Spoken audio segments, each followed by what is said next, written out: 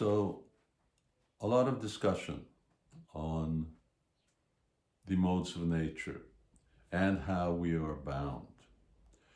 And in our last session, in session 4, we talked about liberation, how to actually become liberated and transcend the modes of nature, how to become free from the influence of this world.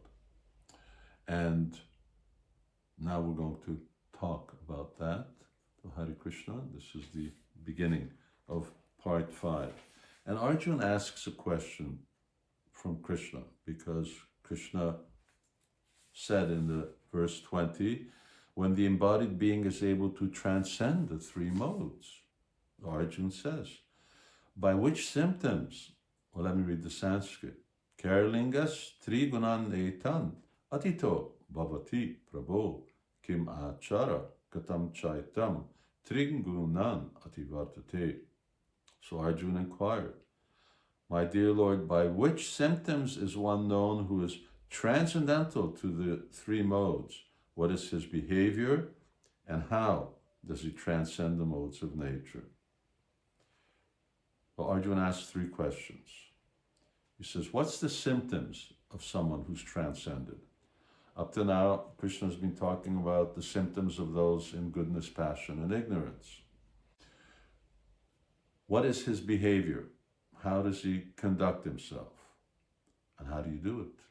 How do you become transcendental? Here is Krishna's answer, and Krishna answers the first 2 questions here. What are the symptoms and what are the behavior? They're quite similar. And okay, I will read the Sanskrit. This is verse 22 to 25, so there's 4 verses. Listen to the beauty of the Sanskrit.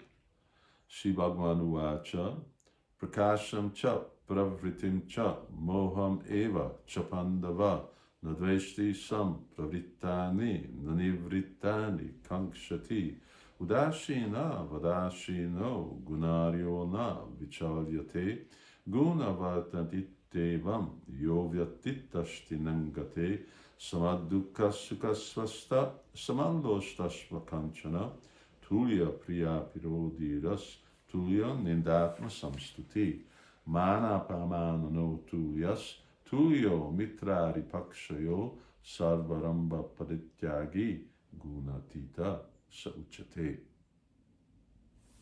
Beautiful, isn't it? Okay, here's the translation. The Supreme Personality of Godhead, Sri Krishna said, O son of Pandu, that's his father, Arjuna's father, he who does not hate illumination, attachment, and delusion when they are present. In other words, person who's indifferent to the movements of the modes of nature in the world, which is illumination, attachment, and delusion, goodness, passion, ignorance. Or long for them when they disappear. In other words, he's not attached. They come, they go. Fine. Who is unwavering and undisturbed through all reactions of the material qualities, remaining neutral and transcendental, knowing that the modes alone are active. That we know that it's the world that's acting. And how's it acting? Well, it acts according to the cumulative karma of all living entities here. And individually, we are getting our individual karma, obviously, and we also share part of that cumulative. But this happens, and I'm in this world, I have this body. That means that there is still some residual karma. Let me tolerate it. Let me tolerate the happiness, the distress, and Krishna uses this word, he's unwavering, because he knows now it is the modes that are active, and it's karma that's just simply wearing out. A very nice example is just like a fan. You have a fan, electric fan, that's spinning out. What happens when you unplug it? We say, okay, it stopped, but it didn't stop. It's stopping. And that process of stopping is what happens when you become free from karma. You're not generating new karma, but the old karma is still winding down. Who is unwavering and undisturbed through all reactions of material qualities, remaining neutral and transcendental, knowing that the modes alone are active, who's situated in the self. He knows that he's not this body, fixed in that spiritual identity, and regards alike happiness and distress. While in this world, even transcendentalists are going to experience heat, cold, pleasure, pain. It's the way of the world, undisturbed. Who looks upon a lump of earth, a stone, and a piece of gold with an equal eye, because it's only we who say that one thing is more important than another. They're all earth. We have just given it some arbitrary value, that this gold, this yellow stuff, this is really valuable. But there's no value to this world.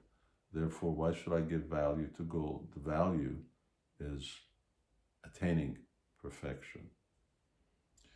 Who is equal towards the desirable and the undesirable? Because I don't desire anything. Something may be desirable for someone, something may be undesirable, but my interest is not with what's going on in this world. I'm taking the basic necessities in order to be able to fulfill the needs of this body so that I can attain the needs of the soul. But other than that, my business is not here in this world. So desirable, undesirable, I have no interest. Who's steady, situated equally well in praise and blame. And you get praise and blame while in this world, no matter what you do, especially nowadays in our internet world, social media. People are blaming you more than praising you. Honor and dishonor. And sometimes you're honored and sometimes you're dishonored. Who treats alike both friends and enemy. Who's a friend and who's an enemy? People who are in this world, they're acting under the influence of the modes of nature, and they're transient passengers, people who I'm meeting on this journey of life, but ultimately it's a very temporary thing. And now I call someone a friend, and now I call someone as enemy, but those positions can change according to the movement of the modes. And who has renounced all material activities, such a person is said to have transcended the modes of nature. So there's a lot there, and there's a lot to read. I would suggest that you read through those. And before we close, the bottom line: how do you transcend the modes of nature? We've talked all about how we're tied. Now, how do I become untied? Well, we live in goodness, that's good, but living in goodness doesn't guarantee perfection. Living goodness is the platform from which to practice perfection. So here is the bottom line. Mam chayo vyabhicharena bhakti yogena sevate sagunan samatitaitan brahma bhuyaya kalpate. One who engages in full devotional service, bhakti yogena sevate, unfailing in all circumstances, at once transcends the modes of material nature and thus comes to the level of Brahman. At once. Mamchayo vyavicharena bhakti yogena sevate. Krishna here is saying that by the practice of bhakti yoga, and if you remember back in the 6th chapter, Krishna had already given the hierarchy of the yoga system, the yoga ladder, and he pointed out that bhakti yoga is the topmost yoga. Now he says that to attain transcendence, he doesn't mention He doesn't mention Karma Yoga, Jnana Yoga, Hatha Yoga, Ashtanga Yoga, any other yoga system. Bhakti Yogena Sevate. He says by Bhakti Yoga, Sagunan. Guna meant the modes of nature, and Saguna means transcendental. Sagunan Samatita, Atita, you become transcendental to these modes. You become above. You rise above the influence of the modes.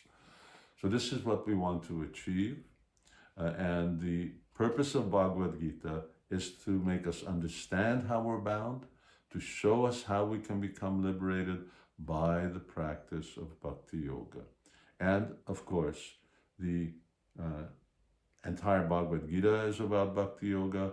Particularly, we studied chapters 7 to 12, which are dedicated to Bhakti.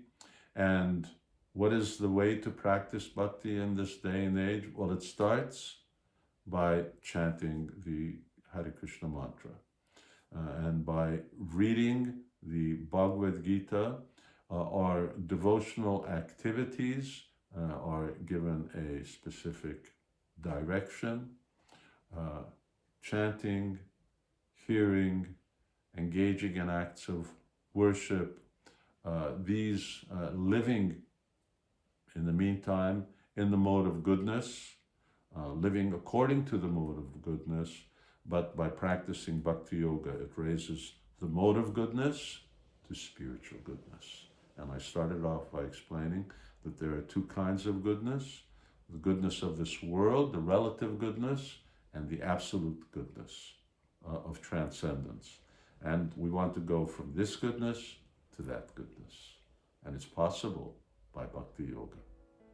Hare Krishna.